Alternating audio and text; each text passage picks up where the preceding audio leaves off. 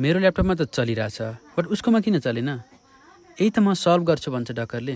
यस डकरले let me explain Docker in 50 second think of Docker as a box or a container जसमा चाहिँ you pack your app all your dependency and the environment it needs image र container भनेका दुईवटा main कन्सेप्टहरू हुन्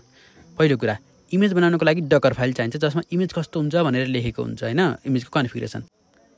जब हामीले डकर build गर्छौं डकर build भनेर command run गर्दा बित्तिकै डकर फाइलबाट डकर इमेज क्रिएट हुन्छ त्यो डकर इमेजलाई जब हामीले डकर रन गर्छौं